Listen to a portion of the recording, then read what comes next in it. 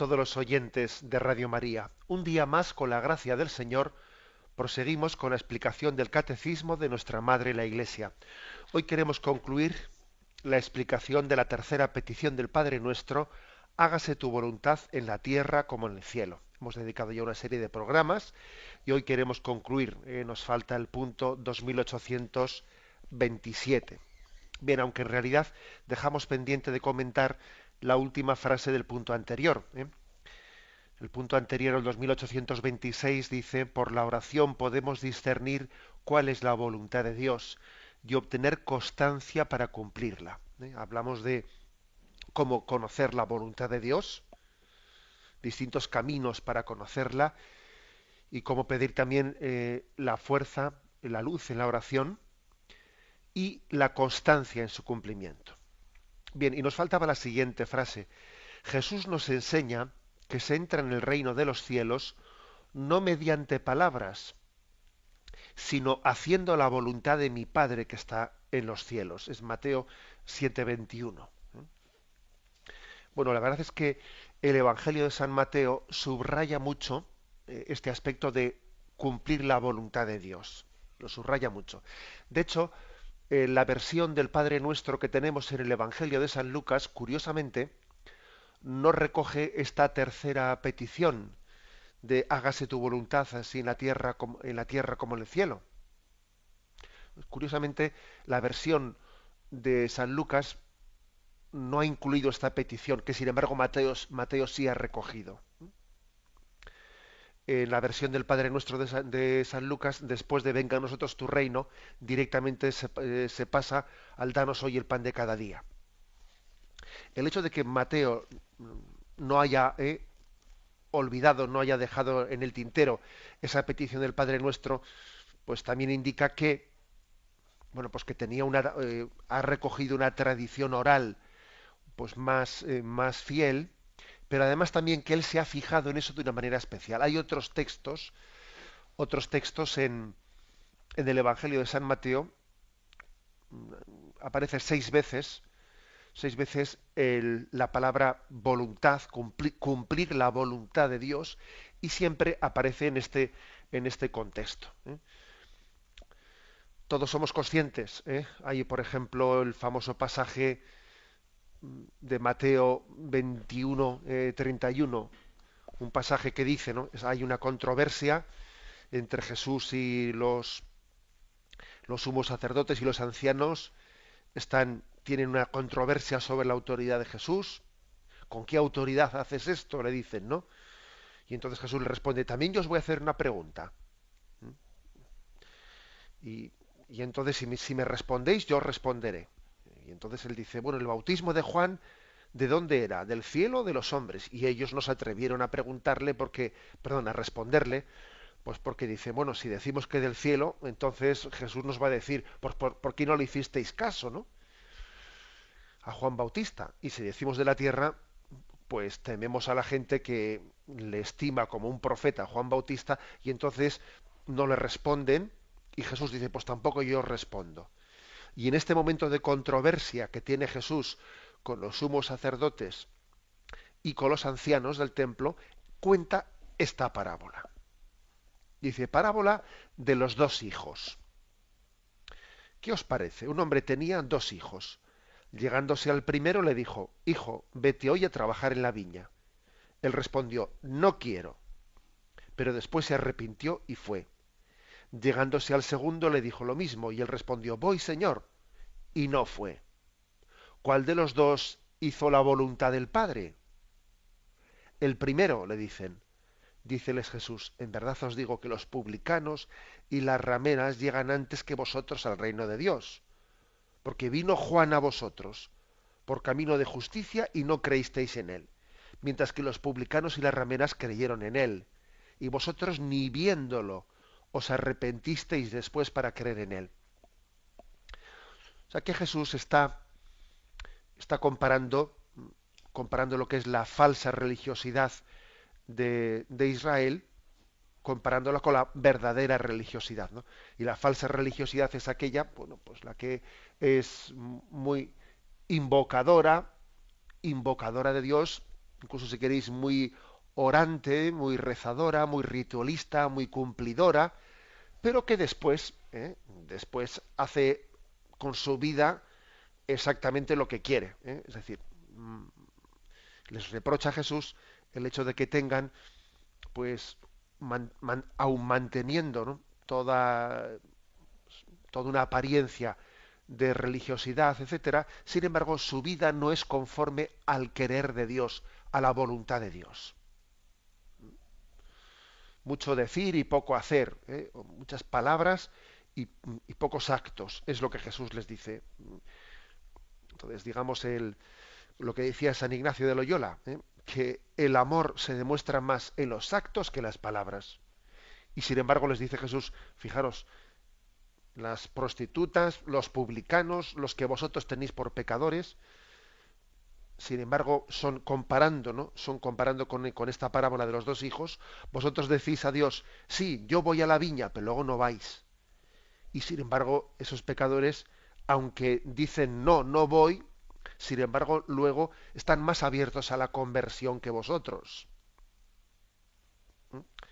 Por lo tanto, al final lo que al Señor le importa es el cumplimiento de la voluntad de Dios, la disposición para abrirse a la voluntad de Dios. Eso es lo principal. Y hay más textos también en el mismo Evangelio de San Mateo.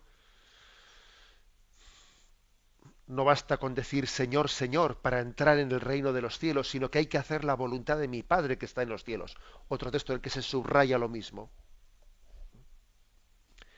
O Mateo 12:50, todo el que hace la voluntad de mi Padre que está en los cielos, ese es mi hermano y mi hermana y mi madre. ¿Os acordáis de ese pasaje? Que le dicen, oye, tu madre y tus hermanos están fuera buscándote. Y él dice, ¿quiénes son mi madre y mis hermanos? Y mirando a su alrededor dice, los que cumplen la voluntad de mi Padre, esos son, ¿eh?, mi hermano, mi hermana y mi madre. Es decir, que Jesús tiene un gran realismo, tiene una religiosidad no idealista, no desencarnada, sino que Jesús pone los pies en el suelo, como se dice, y, y lo que subraya principalmente es que la auténtica religiosidad se demuestra en las obras. No basta con decir Señor, Señor, sino cumplir la voluntad de mi Padre. Jesús lo vio por propia experiencia. Acordaros esa experiencia tan fuerte que vive él en Gesemaní, otro pasaje del Evangelio de San Mateo en el que se vuelve a decir, Padre, que no se haga mi voluntad sino la tuya, no lo que yo quiero sino lo que tú quieres. En esta oración en la que Jesús le pide a Dios que no se satisfaga su deseo, que es el deseo de librarse de la muerte cercana, sino que se cumpla la voluntad del Padre. Por lo tanto, Jesús, cuando él pide, ¿no?, pide el cumplimiento de la voluntad, él ha predicado con el ejemplo desde el primer momento, abrazándose a la voluntad, ¿eh?, abrazándose a ella, no desdiciéndose de la voluntad de Dios. Bien, por esto, este es el Evangelio de San Mateo, es el Evangelio que subraya especialmente la voluntad de Dios, el Evangelio que ha recogido esta petición del Padre Nuestro, a diferencia de San Lucas que no lo ha recogido. Hágase tu voluntad. Hágase tu voluntad, en la tierra como en el cielo. Tenemos que darle una gran valor y fuerza a esta petición. Fijaros un detalle. Por un lado, le pedimos a Dios que realice su voluntad, que haga él mismo lo que ha decidido. Señor, lo que tú quieres, hazlo, ¿no?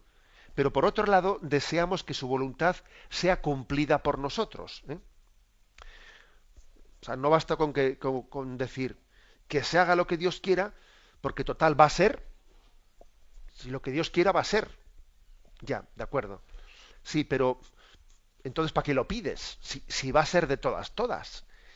Bueno, pues mira, lo pedimos porque es que no queremos únicamente que sea de una manera irremediable, no, sino queremos que sea con mi participación, o sea, queremos que sea con mi aceptación,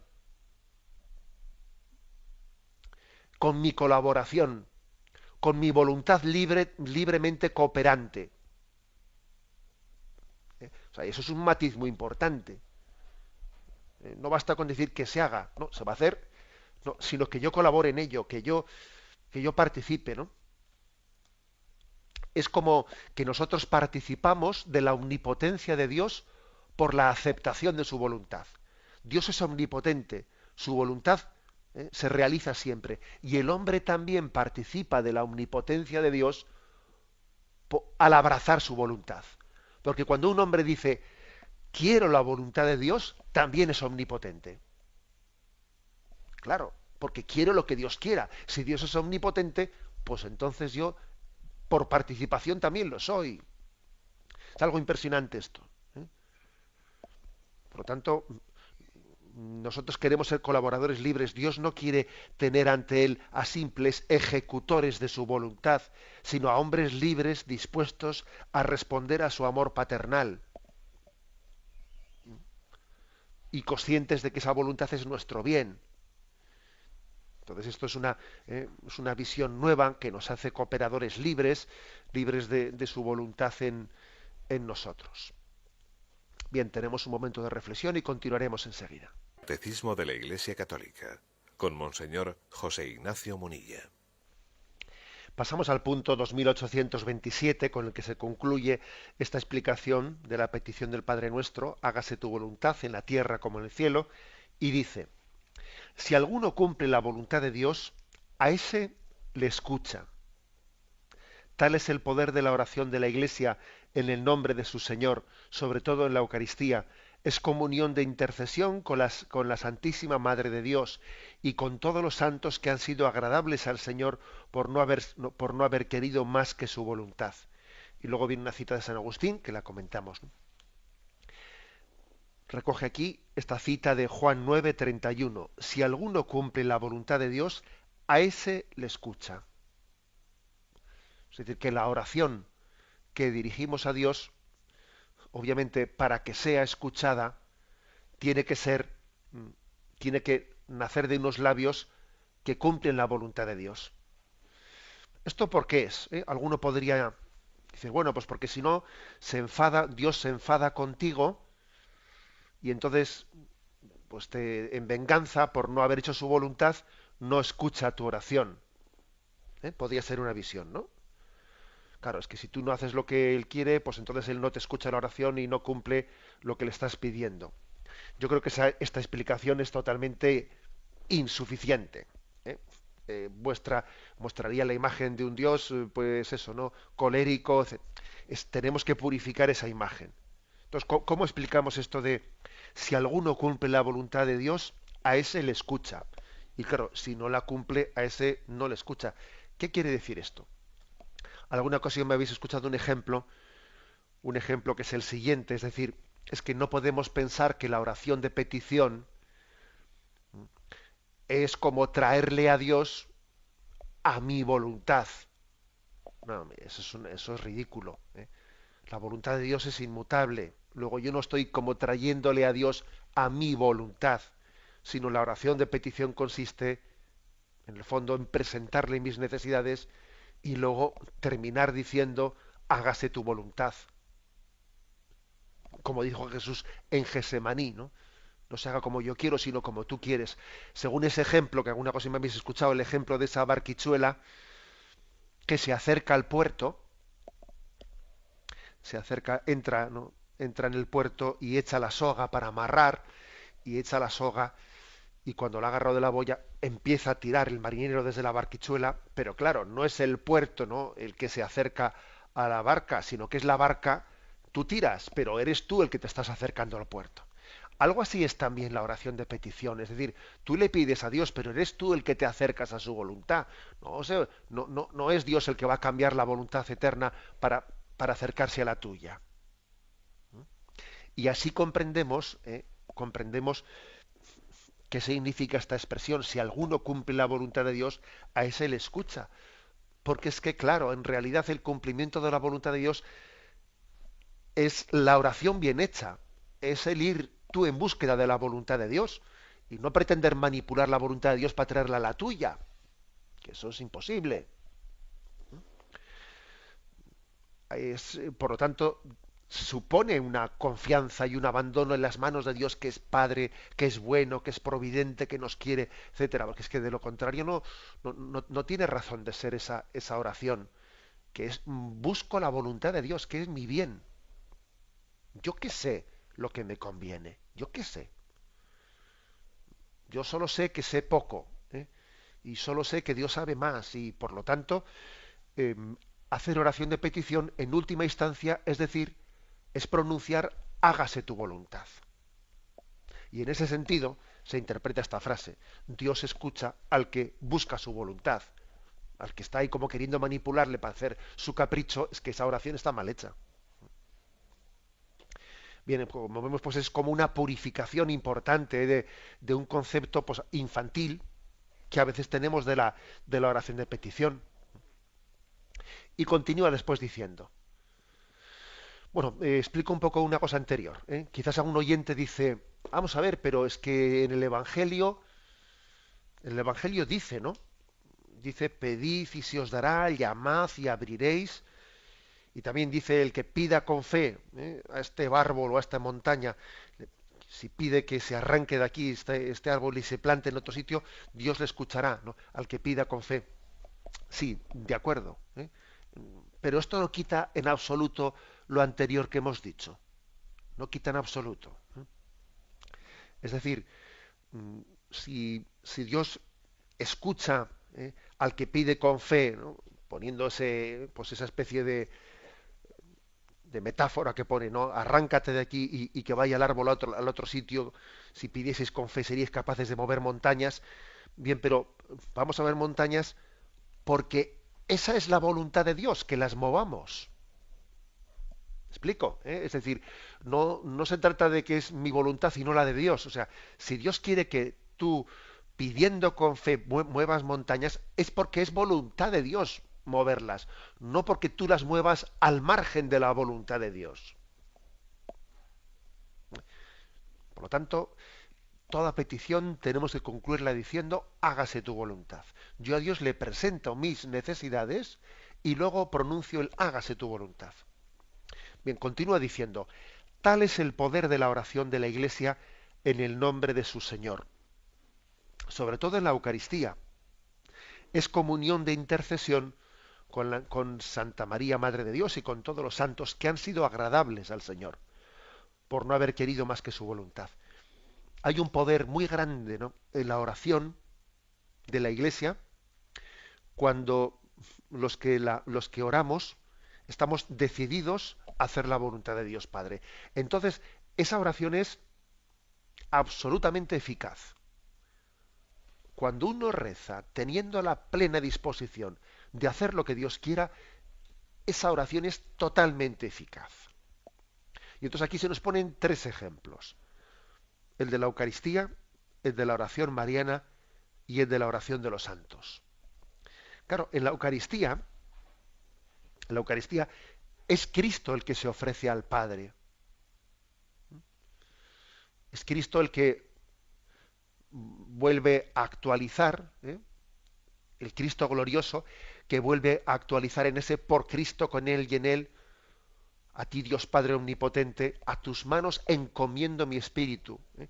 Por lo tanto, como Cristo está plenamente dispuesto a cumplir la voluntad de Dios, la fuerza que tiene la Santa Misa en la oración es infinita, es infinita. Porque Cristo nos enseña a confiar plenamente en el Padre, a pronunciar el a tus manos encomiendo mi espíritu. Entonces, por eso tiene una fuerza tan grande, ¿no?, la oración de la Santa Misa. En segundo lugar, se pone el ejemplo de la oración de intercesión que tiene la Virgen María, la que pronunció Lucas 1:38, dice aquí, he aquí la esclava del Señor, hágase en mí según tu palabra. A quien fue capaz de pronunciar esa expresión con plena verdad dentro de ella, no con palabras, sino con hechos. Claro, si María es la que intercede por nosotros y ella tiene esa plena disponibilidad de buscar la voluntad de Dios, la oración hecha con María tiene también un poder inmenso. tiene un poder inmenso. San Alfonso María Ligorio y algunos otros santos muy marianos han, han explicado esto con algunas imágenes, ¿no? Porque a veces también parece que necesitamos una imagen para entender las cosas. Y San Alfonso María Ligorio hablaba de la imagen de una bandeja hermosa, de una bandeja de oro, ¿eh? Una bandeja de plata. ¿Eh? María es esa bandeja en la que nuestra oración es presentada ante Dios. Y si ella dijo, he aquí la esclava del Señor, hágase en mí según tu palabra, es decir, lo que tú quieras, no hágase tu voluntad, cuando nosotros presentamos nuestra oración a Dios por medio de María, esa oración adquiere una fuerza, un poder de intercesión en adecuar nuestra voluntad a la de Dios, como ella hizo, como ella nos enseñó. Si se hace, obviamente, con el mismo espíritu de María. ¿Eh? Y luego, en tercer lugar, se nos pone el ejemplo de los santos que han sido agradables al Señor por no haber querido más que su voluntad. Cuando uno hace oración y la hace por intercesión de los santos, que alguien que ha sido canonizado, lo principal, ha vivido las virtudes de una manera heroica, y obviamente la obediencia a Dios ha sido en su vida pues la columna vertebral, ¿no? Por eso hacer intercesión por intercesión de los santos pues es también igual que ese ejemplo de San Alfonso María Ligorio, de esa bandeja que embellece nuestra petición a Dios, pues tiene ese mismo sentido, ¿no? Por eso los católicos remarcamos, ¿no? Este poder de intercesión que tiene la Virgen María y todos los santos. Y aunque ya sabemos que el único mediador entre el cielo y la tierra es Jesucristo, la Virgen María y todos los santos y todos aquellos que han cumplido la voluntad de Dios participan de esa única mediación de Jesucristo. Y ellos, dentro de esta comunión de los santos que tenemos, nos ayudan a perfeccionar nuestra oración pues imperfecta. Porque claro, la clave, fijaros bien, ¿no? La clave de que la oración tenga fuerza no es de que la frase que pronunciemos esté bonitamente dicha. No, no. La clave de que la oración sea eficaz está en que esté dicha con ese espíritu de Cristo, de María y de los santos, de confiar plenamente en la voluntad de Dios. Entonces la oración es eficaz. Digo esto como en alguna ocasión recuerdo que cuando expliqué el tema de las indulgencias, la indulgencia plenaria, etcétera, decía que a veces solemos poner toda la atención al hecho de que para cumplir una indulgencia plenaria, pues la Iglesia te dice que hay que rezar por el Papa un Padre Nuestro, que hay que confesarse una semana antes o después, que hay que comulgar y hay que, bueno, pues hay que hacer tal acto, ¿no? Pues que es rezar tal cosa para ganar la indulgencia, o hacer los ejercicios espirituales, o hacer una peregrinación, o lo que fuere, ¿no? Pero no nos damos cuenta que el aspecto principal, esencial, ¿eh? para ganar la indulgencia plenaria es la contrición perfecta. La contrición perfecta, porque uno puede hacer todos estos actos, pues sí que hago, rezo por el Papa, me confieso tal, hago lo otro, pero me falta la contrición perfecta, es decir, un auténtico dolor de mis pecados y un deseo de amar a Dios por encima de todas las cosas. Entonces la indulgencia plenaria no se gana, o se gana imperfectamente, será parcial, etcétera, ¿no? Bueno, algo, pongo este ejemplo, ¿no? Algo parecido pasa con la oración de petición. La clave no está en decir las palabras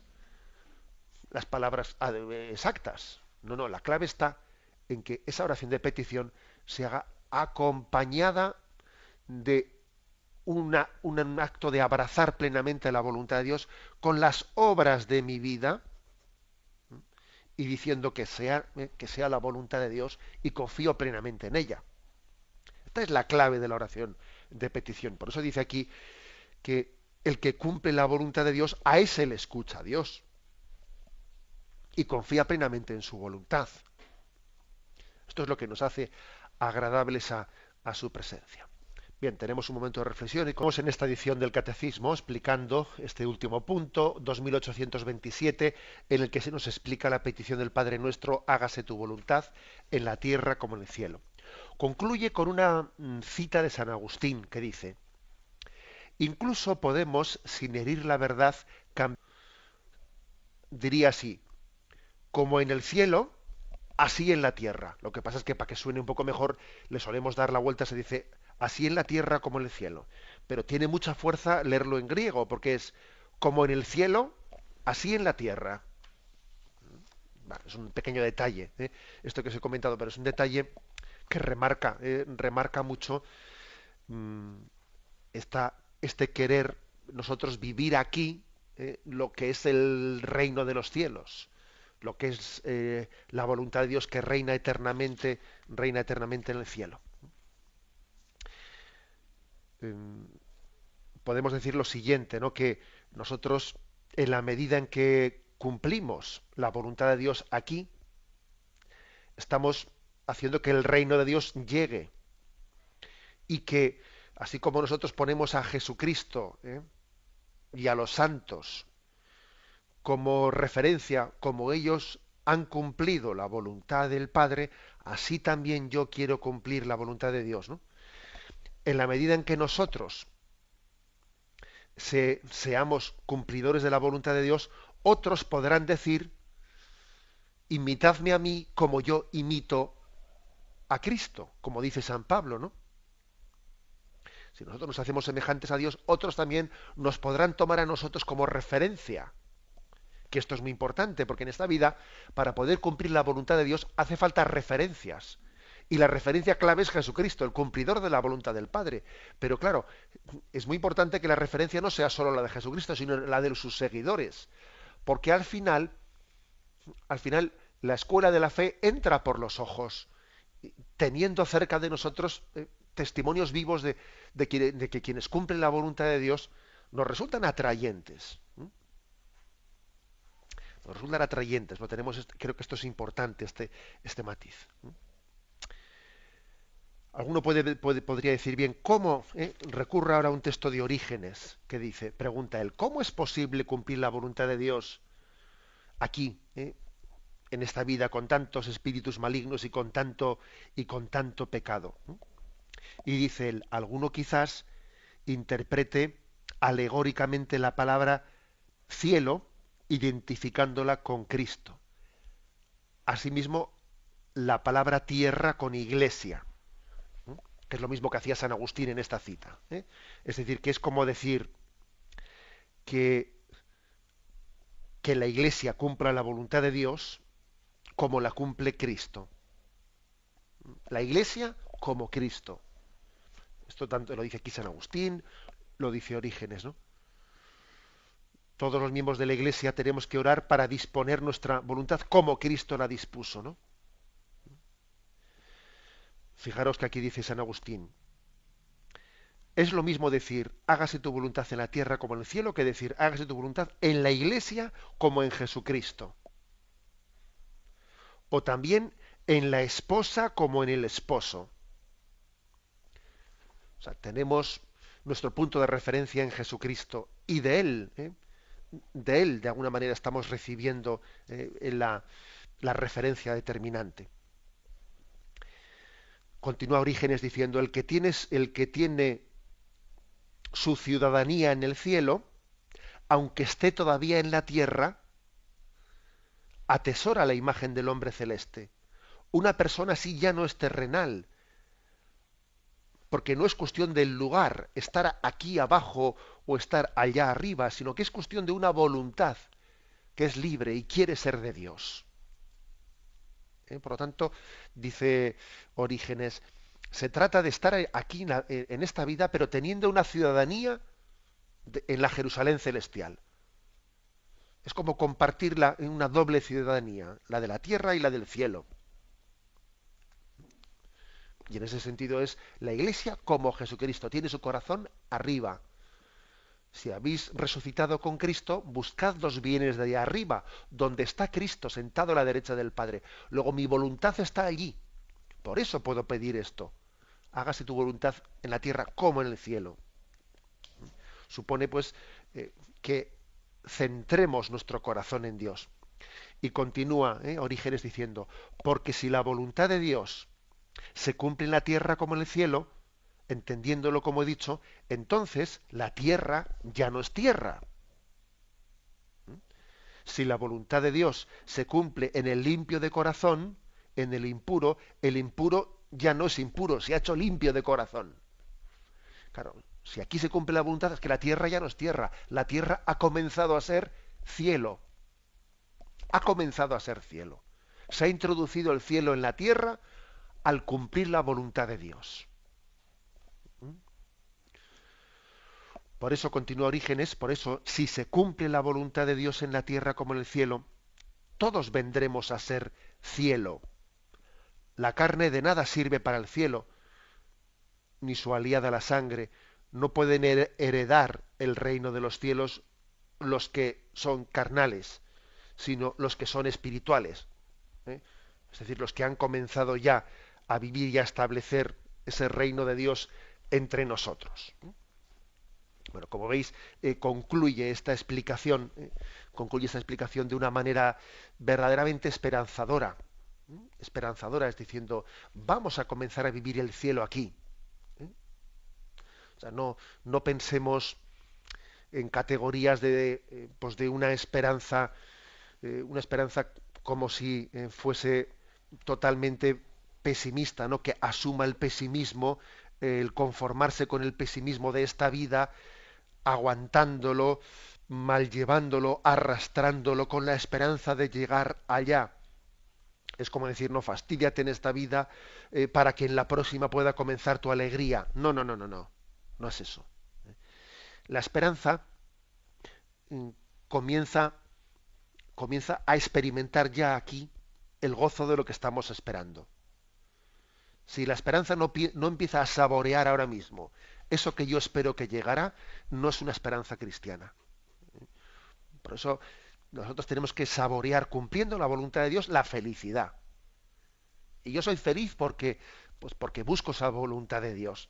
Y experimento ya la felicidad, pues porque acepto mis limitaciones, acepto lo que no puedo cambiar en mi vida y vivo en gracia. Y vivir en gracia, pues es vivir lleno de gozo, lleno de esperanza y lleno de la luz de Dios, ¿no? Insisto y concluimos de esta manera. Vamos a terminar diciendo que el cielo venga aquí. Venga a nosotros tu reino. En realidad es una petición verdaderamente similar a la de hágase tu voluntad en la tierra como en el cielo. Es hermoso ver cómo las peticiones del Padre Nuestro confluyen entre sí, se conjugan. Al final, cuando uno va escarbando en cada una de las peticiones, pues al final ve que todo va a lo mismo, va a un acto de confianza y de abandono pleno en el Dios infinitamente amoroso y misericordioso. Damos paso a la intervención de los oyentes. Podéis llamar para formular vuestras preguntas al teléfono 917-107-700. 917. Programa Catecismo de la Iglesia Católica con Monseñor José Ignacio Munilla. Sí, buenos días. ¿Con quién hablamos? Buenos días. Soy una seguidora diaria de su programa y, bueno, le tengo por un maestro muy importante en mi vida. Bueno. Entonces, tengo una circunstancia familiar que tengo un hijo, solo una hija y un hijo solo. Entonces el hijo se marchó de casa hace unos 8 meses, cuando estábamos enfermos su padre y yo, en un momento delicado. El chico se ve que estaba agobiado, siempre decía que se iba a ir de casa porque no le gustaban las normas, y es un buen chico porque se ha criado en un ambiente religioso de siempre.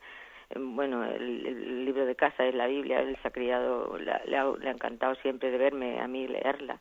Mamá, ponte a leer la Biblia y yo me pongo a jugar. En fin, el niño pues tiene eso, el chico tiene, bueno, creo yo, una siembra de amor al Señor grande, pero ahora está así la cosa. Entonces hubo un tiempo de frialdad en la relación, porque claro, a mí me duele muchísimo y bueno, yo hablaba con él, esto no es inhumano y tal, pero ahora tenemos una relación cordial y bueno, yo le quiero muchísimo al chico y él a mí también, pero viene todos los días a casa a comer, pero no tocamos nunca el tema. No sé cómo abordar el tema, pues se lo digo a usted por lo de la voluntad de Dios.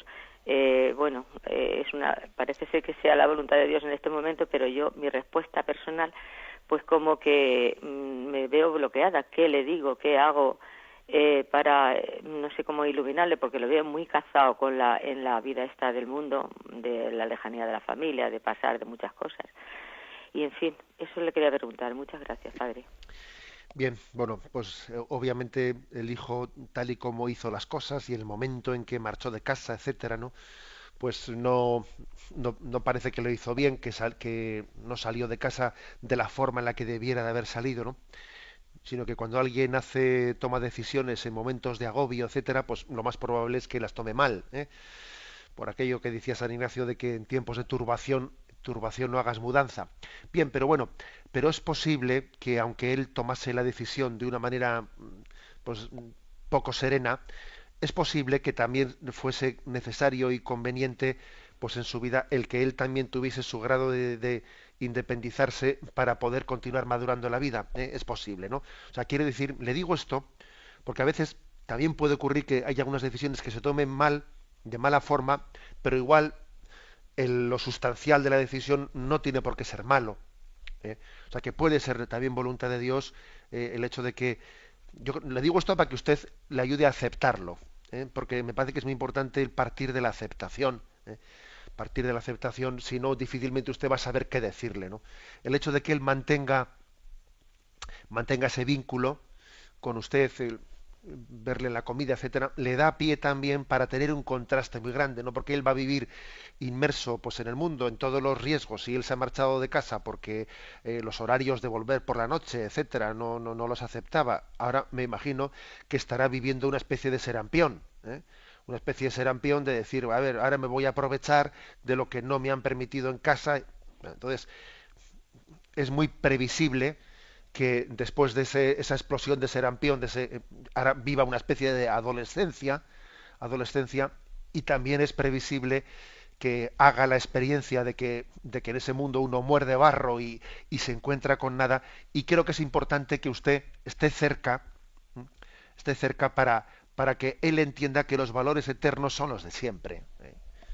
O sea, también un poco de la experiencia del hijo pródigo está haciendo, aunque este es un hijo pródigo que no se ha terminado de marchar de casa, ¿eh?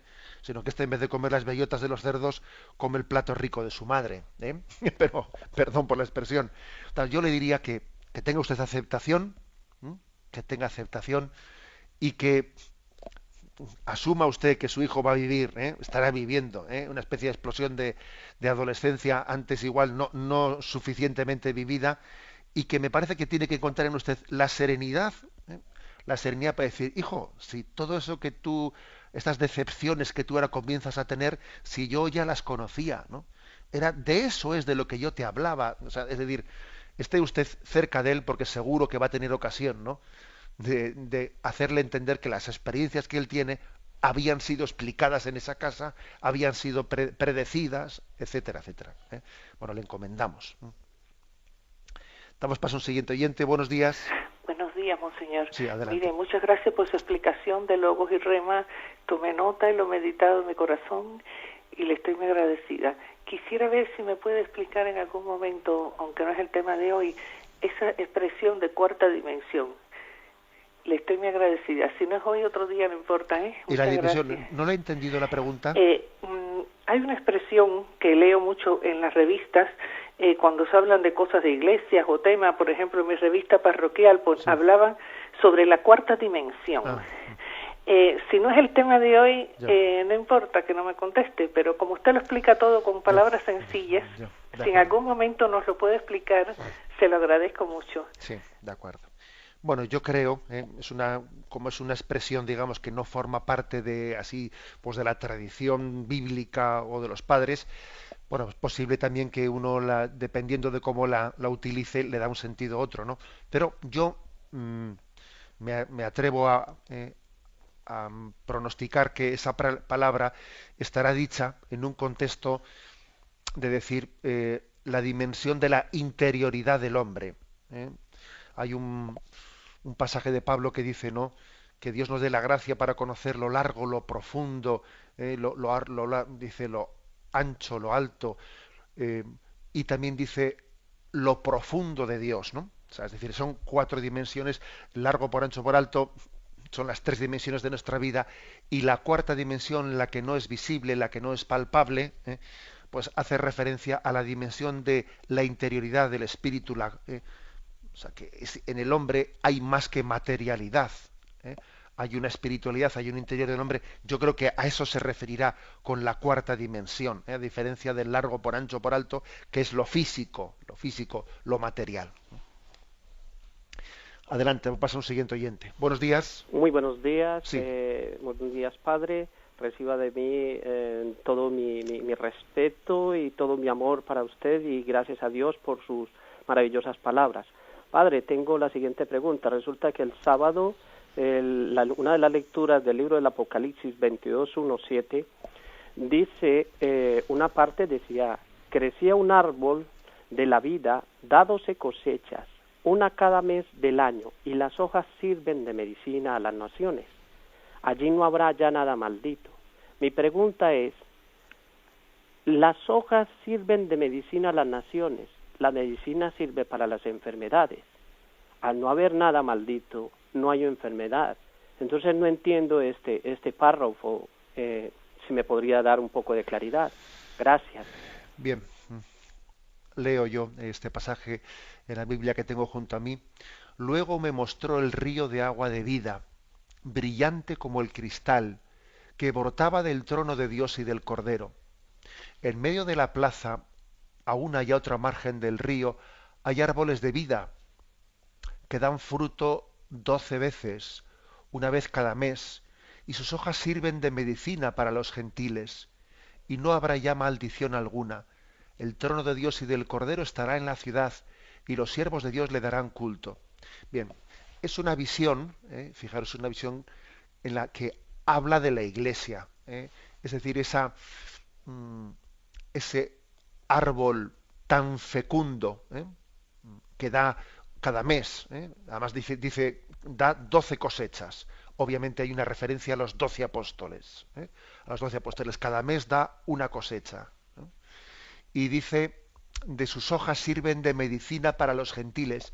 Esa medicina obviamente es los sacramentos que sanan a los gentiles, o sea, sanan a todos los hombres pecadores, a todos aquellos que necesitamos pues la plena conversión de nuestros corazones. Es una imagen apocalíptica, pero que tiene una clara referencia a la Iglesia, a esos 12 árboles que son tan fecundos, la Iglesia fecunda que nos da luz para la vida eterna. Adelante, pasa un siguiente oyente. Buenos días. Buenos días, monseñor. Mi nombre es Carmen y tenía una pregunta. ¿En qué momento sabemos dentro de nosotros que tenemos que alejarnos de todo y verdaderamente cumplir con el compromiso de cristianos y tenemos esa vocación misionera? Yo lo intento cumplir en mi mundo, pero no recibo más que pullas como los toros. Y quiero saber en qué momento verdaderamente tengo que dejarlo todo. Nada más y cuelgo. Ya, de acuerdo. Bien, bueno, vamos a ver, la oyente, yo creo que ella está sintiendo dentro de sí, ¿no? Pues una aparente llamada de Dios a, no sé, porque también en ese sentirse insatisfecha, en ese sentirse insatisfecho, que es un poco lo del joven rico, lo del joven rico que se acercó a Jesús y ¿qué tengo que hacer? Y Jesús le dice: cumple los mandamientos. Y él dice: bueno, todo eso ya lo he hecho, pero sin embargo he venido a ti a preguntarte esto, y si te he preguntado esto es porque en el fondo no hay algo más, ¿no? Siento que el Señor dentro de mí me pide pues una vocación misionera, ha dicho la oyente. Bueno, vamos a ver, yo le diría al oyente lo siguiente, que esa vocación misionera no debe de ser por huida de este mundo o por decepción. Lo digo un poco porque como la oyente ha dicho, es que no recibo más que pullas, etcétera. Vamos a ver, tiene que tener cuidado de que el discernimiento no sea una huida. Como estoy quemado, como este mundo me explico, existe un riesgo de ese sentido. No es porque como no me gusta esto me voy a ver si allí no. Creo que el discernimiento tiene que ser en positivo, no únicamente en ese sentido negativo. Yo le diría que a mí me parece importante el discernimiento, no solo de a dónde me voy a ir, ¿no? Sino también discernimiento de decir, a ver, yo tengo vocación a la vida matrimonial, tengo vocación a la vida consagrada, querrá el Señor de mí que sea religiosa, porque también esto forma parte del discernimiento. O sea, no únicamente lo que voy a hacer, dónde voy a ir, en qué me voy a ocupar, sino de qué tipo de espiritualidad, o sea, qué tipo de vocación interior me llama el Señor. Es la vida consagrada. O sea, que estos discernimientos, con estas 2 o 3 claves que le he dado, yo le aconsejaría al oyente, como siempre he dicho, que tenga un director espiritual y que vaya discerniendo eso poco a poco dentro de usted, dentro de ti. En un discernimiento, pues que uno vaya viendo los momentos, si uno ya tiene suficiente madurez, si uno tiene ya una vida de oración más madura, como para poder dar un paso, como para ir viendo claro en su vida. Son indicaciones varias, pero que yo tengo claro que un paso así se debe de dar en el acompañamiento, pues, de un director espiritual. Damos paso a la siguiente llamada. Adelante. Monseñor. Sí, buenos días. Buenos días. Gracias por su atención. Adelante. ¿Me puede decir, por favor, la expresión del Padre Nuestro en la tierra como en el cielo, si hace referencia no solo a la voluntad del Padre, sino también a las otras 2 expresiones anteriores, del santificado sea tu nombre y venga a nosotros tu reino? Sí. Bueno, pues eso es interesante, lo que dice la oyente. Porque a veces no es tan fácil traducir el Padre Nuestro, porque me refiero porque el griego, como él no tiene comas dentro de él, suele ser complicado el traducirlo. Entonces, algunos escrituristas dicen lo siguiente: santificado sea tu nombre, venga a nosotros tu reino, hágase tu voluntad, y las 3 cosas, así en la tierra como en el cielo. Algunos escrituristas lo traducen así. O también se podría decir, así en la tierra como en el cielo, santificado sea tu nombre, venga a nosotros tu reino y hágase tu voluntad. Por lo tanto, es posible que sea así, aunque mayoritariamente los escrituristas lo traducen tal y como nosotros tenemos el Padre Nuestro ahora mismo, ¿no? O sea, que en la tierra como en el cielo se refiere a la tercera de las peticiones, hágase tu voluntad. Es un tema que algunos escrituristas lo distinguen. Bueno, en cualquier caso, no cambia lo sustancial, no cambia el sentido de las peticiones. Damos paso a la siguiente llamada. Buenos días. Buenos días. Sí, adelante. Vamos a ver, voy a ser muy breve. El sacerdote de mi parroquia comenta, claro, yo lo he visto lógico, que el hecho de que la cruz, de que la Virgen esté junto a Juan al pie de la cruz, que no es seguro, no es firme, porque el único que lo dice es el evangelista San Juan. Entonces, con que lo que damos, los otros 3 no lo dicen. En general dicen que había un grupo de mujeres mirando a distancia. Entonces, a mí me ha hecho esto mucho pensar. Quisiera saber su opinión.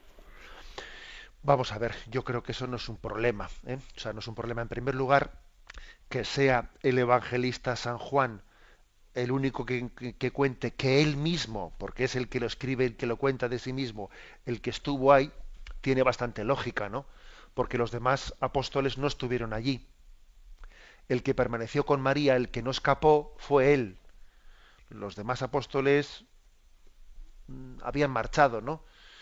Con lo cual, parece lógico que a los demás se les escape el detalle de esa presencia, y sin embargo a Juan no se le escape porque es él el que estuvo allá. Bien, el hecho de que un episodio únicamente lo cuente un evangelista, de hecho eso no es motivo de que no sea histórico. Por ejemplo, el Evangelio de San Juan cuenta él solamente el lavatorio de los pies, y eso puede ser el lavatorio de los pies en la última cena, ¿no? Y eso no es motivo para dudar de la historicidad, ¿no? O sea que es eso lo que respondería. En cualquier caso, vamos, no nos va en ello la salvación y la comprensión del Evangelio, pero también creo que lo que he dicho tiene su sentido. Tenemos el tiempo cumplido. Me despido con la bendición de Dios Todopoderoso, Padre, Hijo y Espíritu Santo. Alabado sea Jesucristo.